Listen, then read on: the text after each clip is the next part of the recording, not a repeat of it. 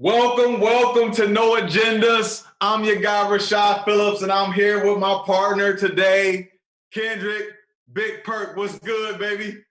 Hey, I'm just rocking back on the ropes, man. Weaving all these jabs I've been getting over the social media over the couple of days. Weaving that shit like Tyson. I'm on the rope right now, like Mayweather, weaving that shit.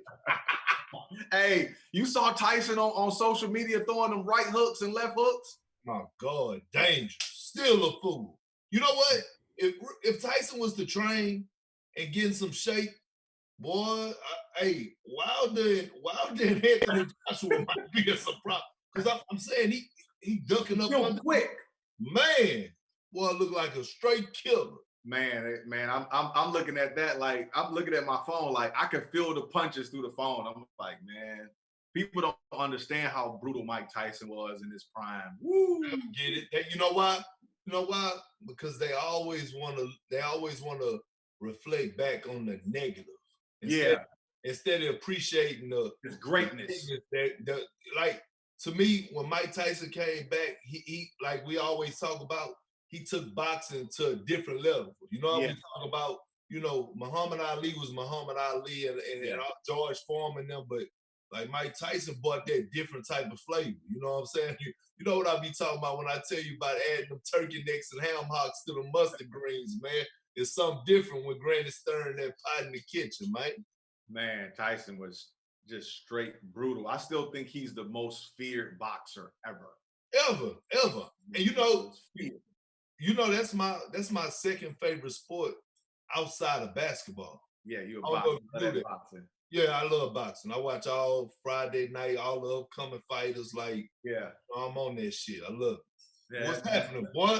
That's crazy. Hey, man, you know me. You know I'm chilling. I'm always studying, man. I feel like since school is out, like I'm doing more homework. Like I'm always studying, watching film, putting stuff together. It's like all day long I'm watching prospects and writing, and you know how it is, man. It's crazy. Hey, and guess what? And that's why you got 8 NBA teams already that signed up to your website. God damn it! Well, it ain't no. We're gonna put it out there. God damn it! Shit, that shit got to be applauded. You know what I'm saying? Real talk, man. Shit, put it in their motherfucking face. No doubt about it. It's funny. I've been looking on social media. It's like, man, you putting out these lists, people getting in their feelings about it. You ducking and dodging and weaving punches, and you put out your top small forward list the other day, and you got Bron at number 1, obviously, Bird number 2, Pippen at number 3, Durant at 4, Paul Pierce at 5. But before we get into your list, kind of explain to everybody what you mean when you put that down, because it's like people just throwing jabs from everywhere, and I don't really think they understand what you're doing here. Well, first of all, it's a key word in that. My.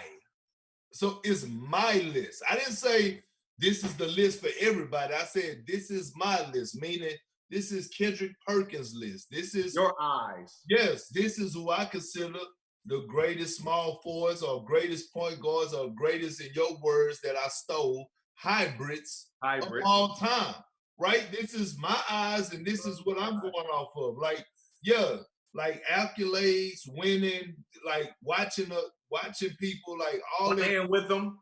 Yes, all that comes into effect. So when I'm doing my list, I'm like, I'm looking at Braun. We talk about comparing him and Mike as, the greatest ever. So it's like, no, he's number 1.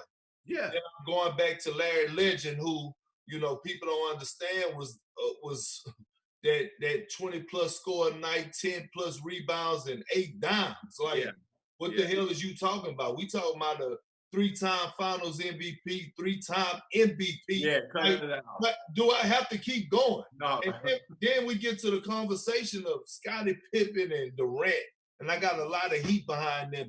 Hey, you got a ton of heat. I saw people really gunning for you. So you got to break it down why you got Pippen in front of Kevin Durant, because I don't think a lot of casuals don't understand why, but I actually agree with it. I do. I mean, it's simple. It's simple. It's not like it's it's not like it's rocket science. It's Right. very simple. Yeah. Yes, KD, and I've said this plenty of times. He's going to go down, in my opinion, as the greatest scorer of all time. I just feel that way. I see that. You look at him, I mean, he has zero flaws offensively. Right. We just never seen anything like that. Right. I agree. I agree. Okay. But now when we're talking about overall player, KD is not better at Pippen at nothing else. Pippen is better than KD at passing, facilitating, strength, athleticism, and that. And let's not even talk about defense. Listen, Reggie Miller, okay, an all-time great, said that he never seen a guy like Pippen. Pippen could have 5 points in the game and control and have his impact on the game was like it was the best. Like he never seen a guy that could have 5 points in a game and actually control the whole game. Like that's why I got Pippen up there. Come on, man. He had Magic Johnson turning like a torture chamber, motherfucker. Like, nah, you can't smell it. Like my boy. And this, and Rich was just telling us this before the show. When the Pacers played the Bulls in Game 7, Phil Jackson put Pippen on Travis Best, who was a little quick, shifty scoring guard out of Georgia Tech. He put Pippen on him, and Pippen negated that. Yeah, so it's like Pippen was the Swiss Army knife. You know what you know what I mean? Hey, Pippen was putting motherfuckers in a straitjacket, man. Period. Tying them up, strapping them to the bed. Can't move. You here? Yeah. You know what I'm saying?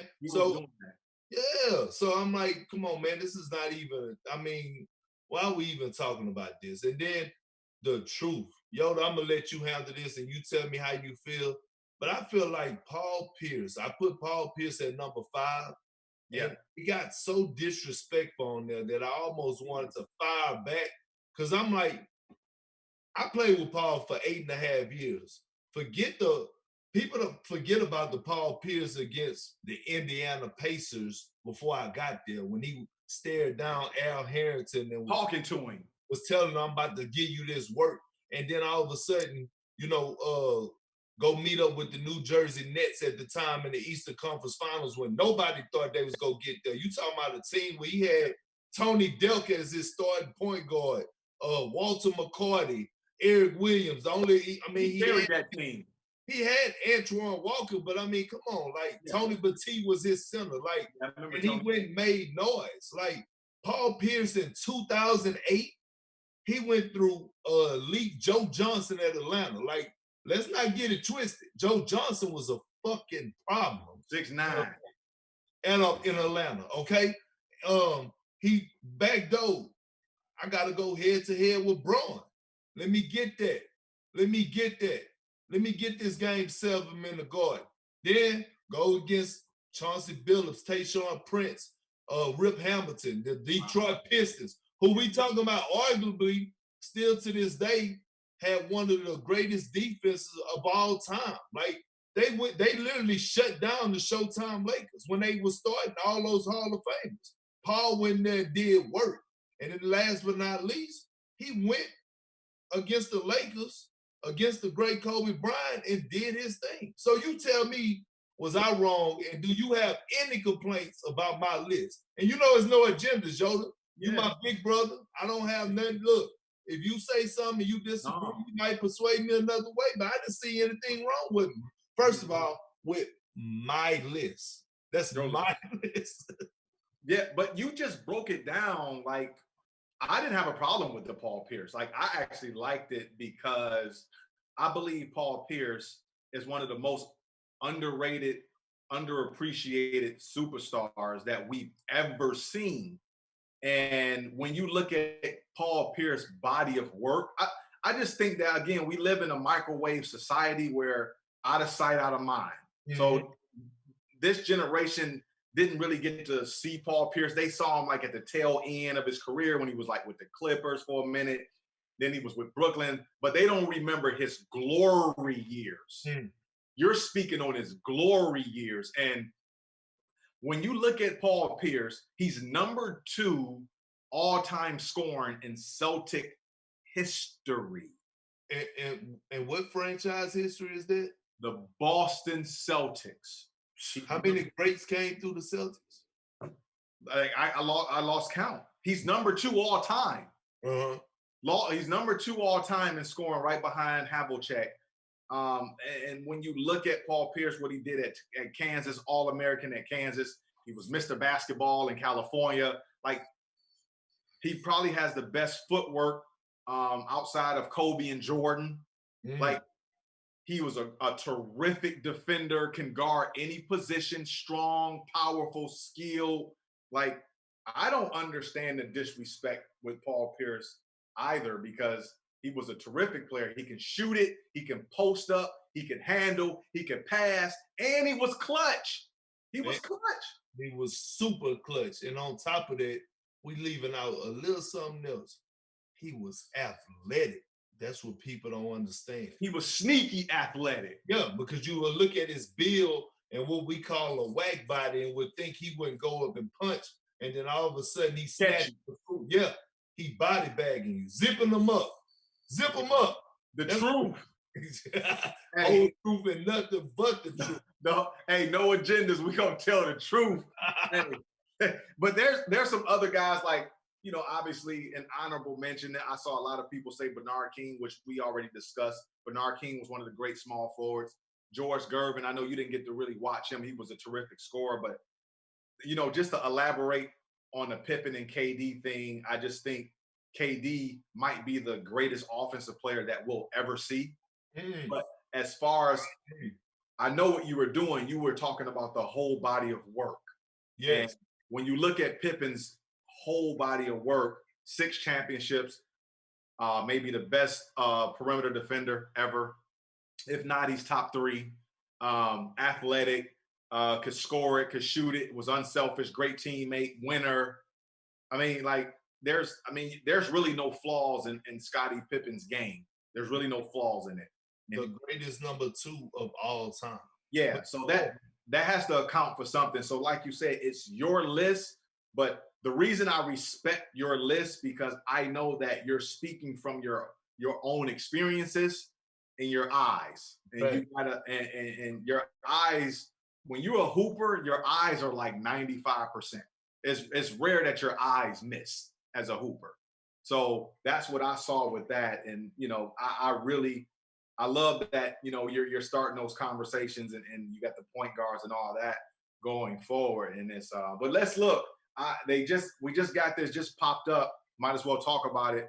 I saw like the draft is pushing back the lottery, and obviously that means they're going to push the draft back. So that's kind of tough, because for the kids, you got to think about the kids that are, that are going to be future lottery picks. They usually go through this thing where they get invited to all of that, and they're kind of being robbed of that. And it sucks to see, all these sports being canceled. They're pushing that back. So just wanted to kind of bring that up, that I think the draft is probably going to be September, August now. If they're pushing the lottery back, that gives me more time to study though. So hey, and guess what? Your phone gonna be ringing off the hook, man. Yeah. I'm on it right now. Look, right here. He's a stretch 4, but I got what you looking for? I got one. He's not a point guard, but he's a hybrid. Okay, I'll get right back with you. That's gonna be you over the next couple of months. But you good though, yo. Yeah, it plays right. I can get to do my homework. Yeah, and just put more material out. But let's talk about a team that we already know gonna be in the lottery even without the lottery balls, is the New York Knicks. So no, we got to talk about them, man. Look, let's talk about them. I'm tired of talking about them, because it's like, what are y'all doing over there? First thing that comes to mind is a fucking circus. A whole lot of clowns. You want to walk in the office and just say, "What y'all doing?" That's like, I just want to know what y'all doing. Yeah, that's it. Just give me a straight answer. What y'all doing? And guess what? They gonna give you a straight answer and say, "We honestly don't know. We don't really know, man." we got to figure it out like you guys are. And like I don't. You got any suggestions, Rashad, since you're here? I'm just looking looking at them, Yoda, overall, like, I'm just talking about, like,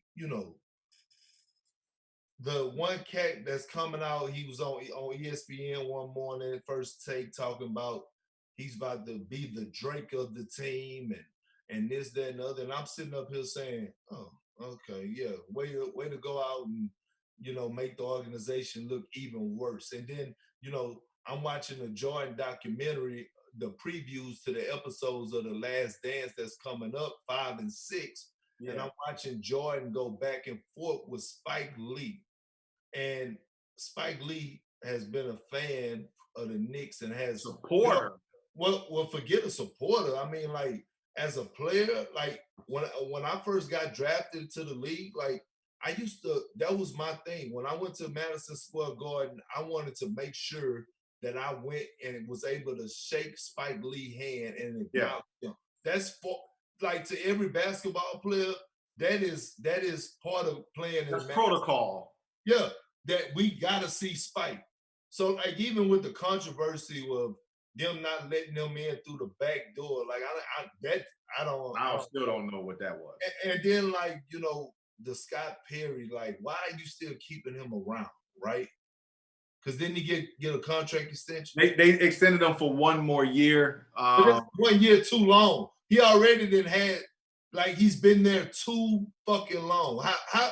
Tell me, why do Scott Perry deserve another year of contract? I'm just asking.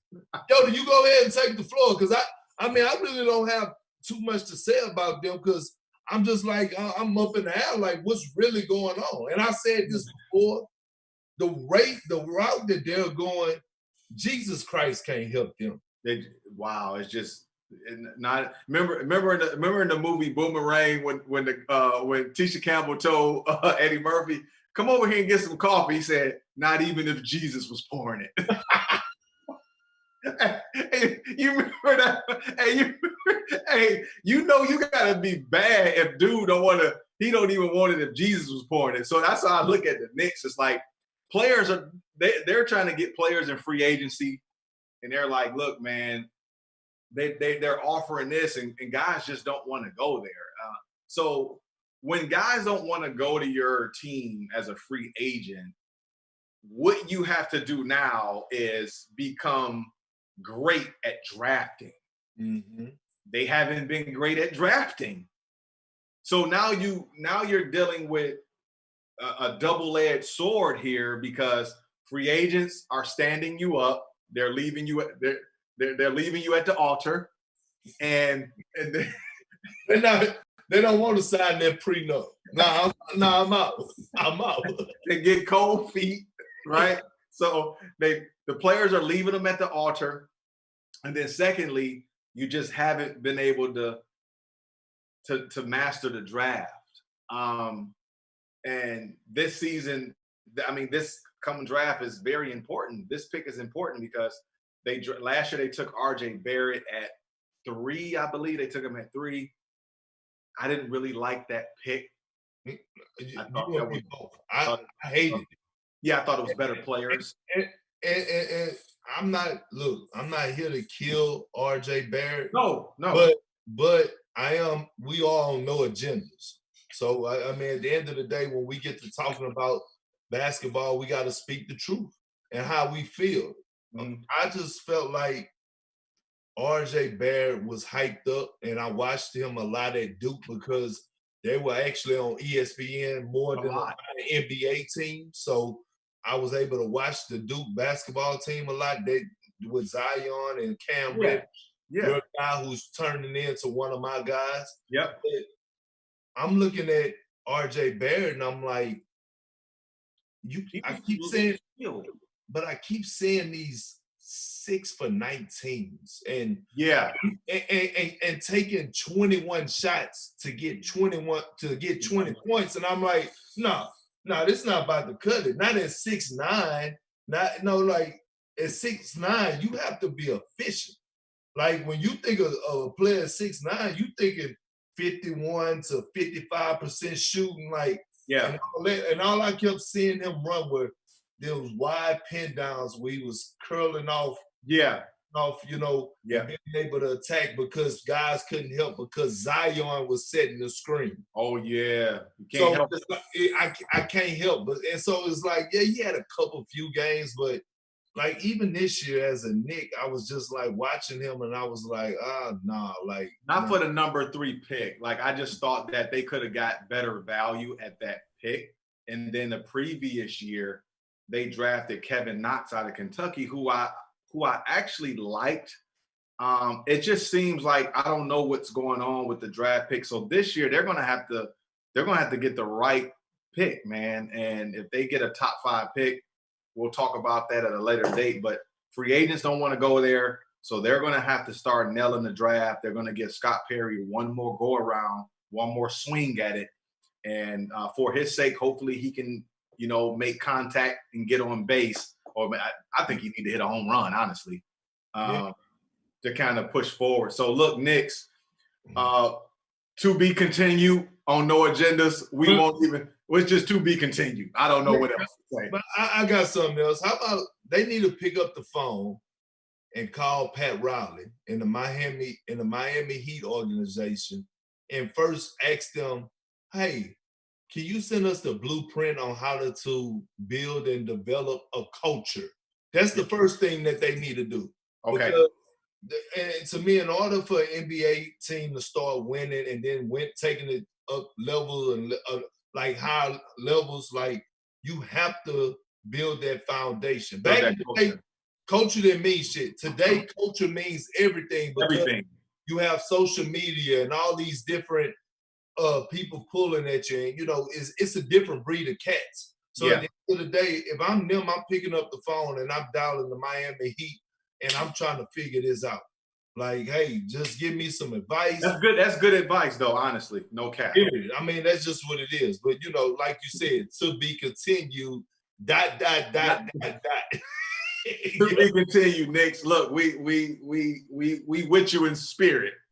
We're with you in spirit. So hey, I'm looking to transition over. So I'm on, I'm on social media, and I see Brian with the hat low, right? I'm like, talk soon. So so Brian got the hat low. I see the Space Jam logo. I'm like, damn, like, so obviously it's coming next summer, but it's deeper than that. So Brian then posted the Space Jam hat, and then you posted the rap video. Is Brian subliminally telling MJ, I'm the guy now. Let's not get too ahead of ourselves. Like, I don't know. I'm gonna leave that to you, but it seems like Brian's starting to say, look, man, hey, I'm LeBron James now. Let's not get it. You goddamn right he's saying it. You goddamn right. Hell yeah, he's saying it. He's shooting a message at MJ and the world. God damn it. I'm King James. God damn it. You don't want to pay homage? And it's the route we got to take. And see, let's backtrack. Let me tell you where it started from. Okay. So you got to remember, at the beginning of this pandemic, LeBron James, we talked about this, he was on the show road tripping on that podcast, and he said, ESPN, come on, man, drop that last dance. We waiting on it. So, okay, I'm like, Bron ready to see this like we are. Like, he's supporting it. All of a sudden, the article come out that MJ finally signed off to ESPN to drop the documentary on what day? The day that LeBron James won the championship in Cleveland. Correct. Okay? Correct. To me, MJ was kind of being petty. Oh, so they both. So it's a little petty going. It's a little. But let's not give the writer and the reporter who put the article out. She can't get a pass because she stirred up the pot. So just think about it. Those episodes, Bron didn't say nothing about the last dance for about 2 weeks. Right. Then he finally said 2 things. He tweeted out, MJ getting his first ring, I could relate to that. Yeah. Best feeling in the world. Pretty simple. Not too much praise. Right. But also throwing his own self in there. Absolutely. Right? Yep. Like, I ain't gonna just give you all this praise, but I'm gonna just acknowledge. Yeah, I've done that too. Yeah. But then on the flip side of it, I don't know if Braun been watching No Agendas and listen to you speak the gospel about, Isaiah Thomas, but all of a sudden he damn near writes a full paragraph on Twitter, probably ran out of characters, praising Zeke. Isaiah Thomas, praising him. I mean, giving him his flowers, like passing them out by the dozen. And now you go back, and all of a sudden he dropped the Space Jam hat with the legs. Hell yeah.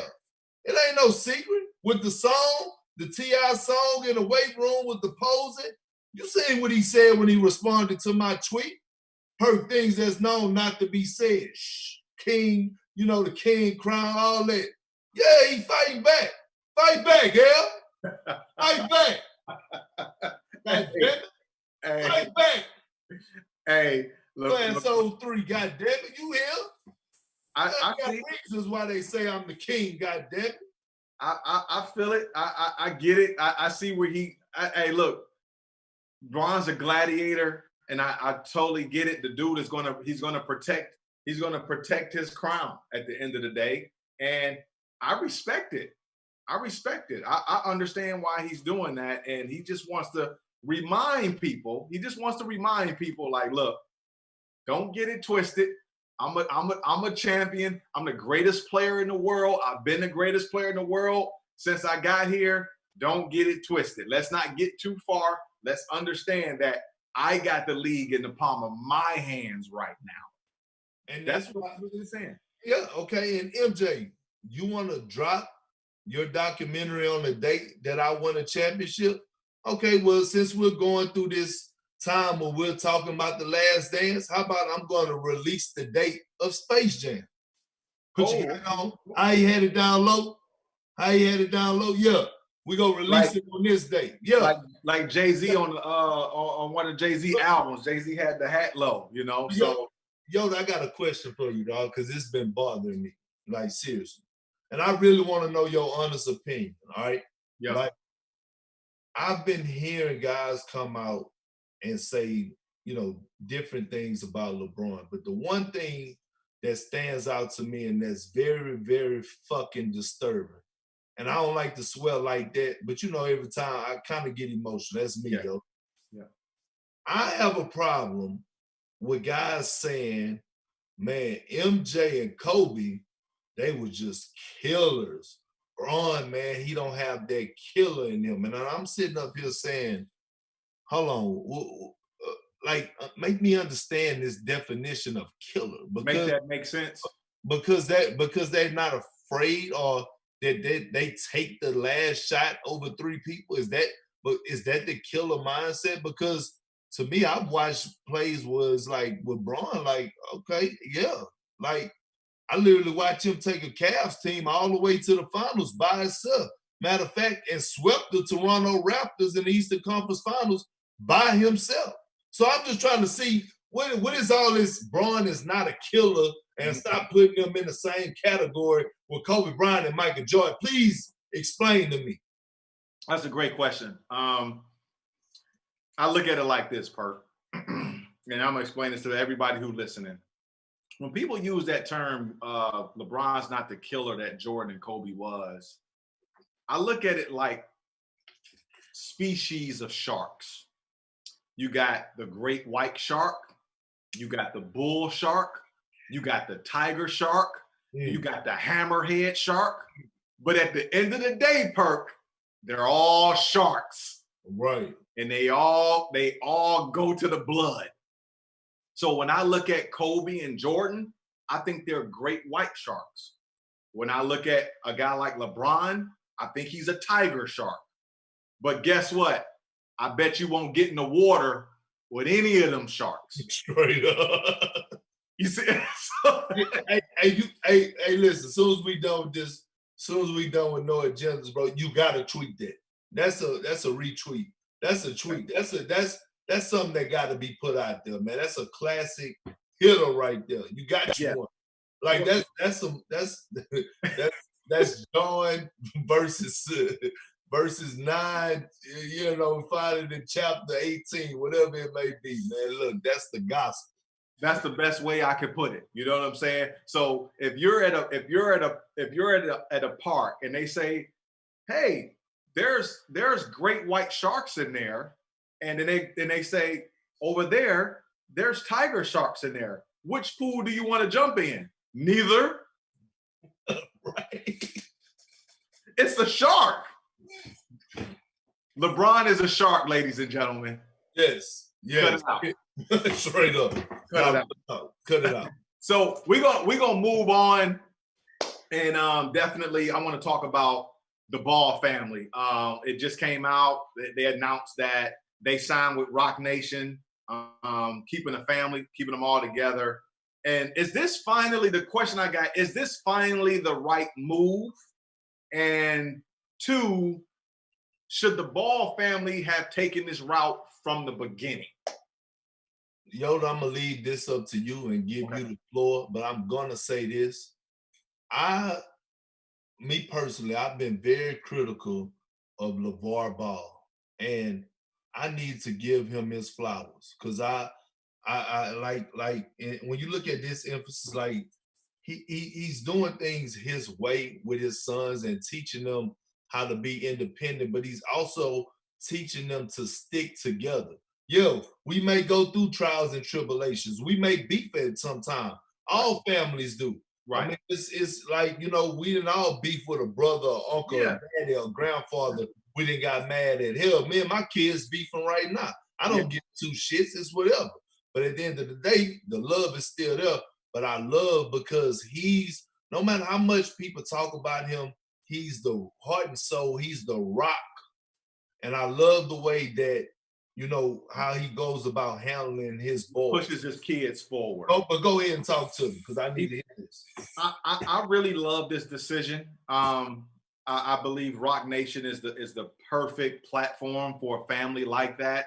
I just believe that the Ball family can generate so much revenue for themselves and also for other people, extending themselves to helping other people find employment, as far as inspiring future families going forward. I just think LeVar Ball has been able to he's been the sacrificial lamb almost for fathers. He's taken it on the chin like a champ. He continues to speak his mind, and you always have to, like, great visionaries are always called crazy first. They won't believe you until it works.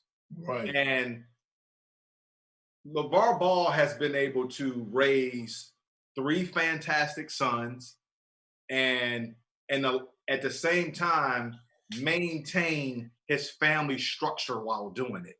That's a hell of a balancing act, first of all.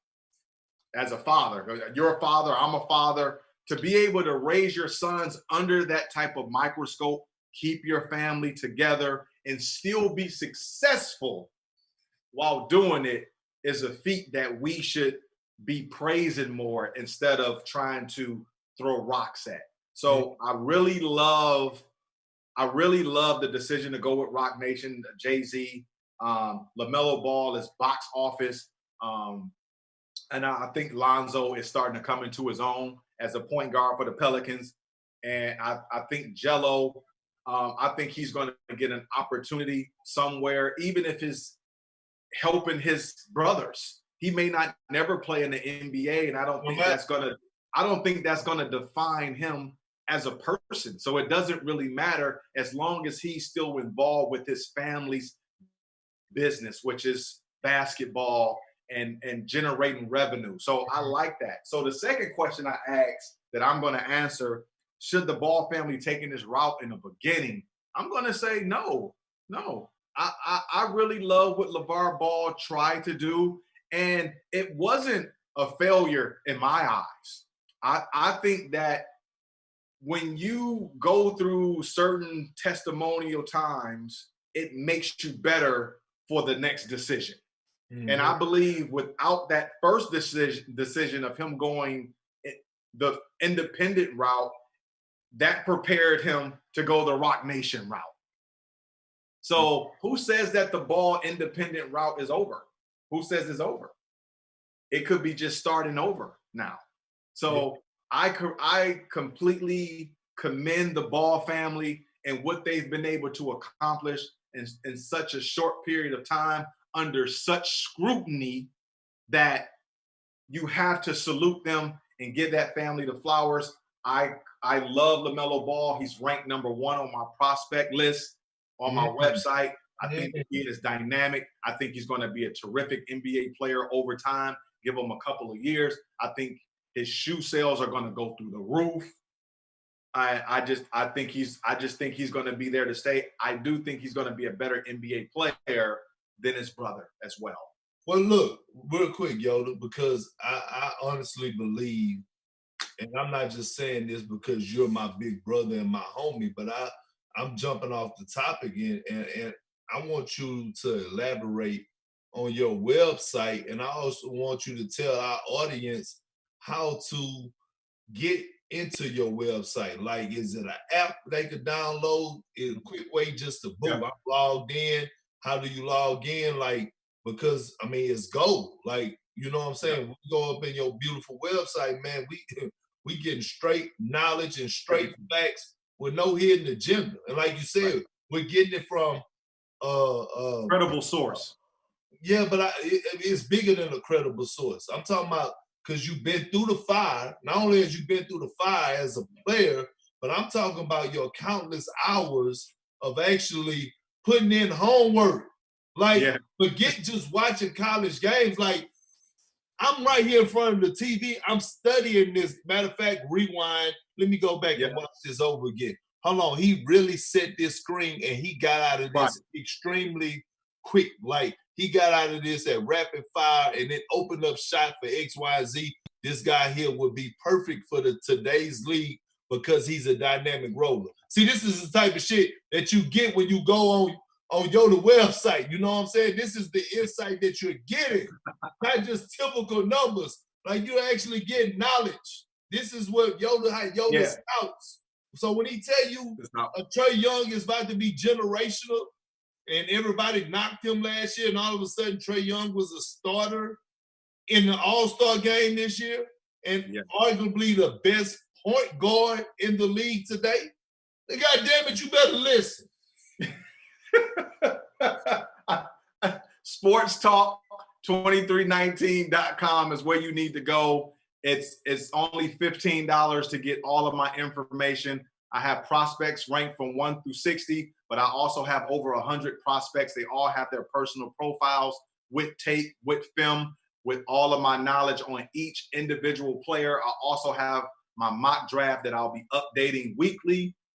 Along with that, I have articles coming out on different prospects. I have my writers writing each week, delivering you guys the inside scoop on all these draft prospects. Last but not least, No Agendas is available at sportstalk2319.com for free. Click on it. You will see me and Perk doing our thing, making it happen. So please support it. sportstalk2319.com. It's the new NBA draft site. It's the new wave.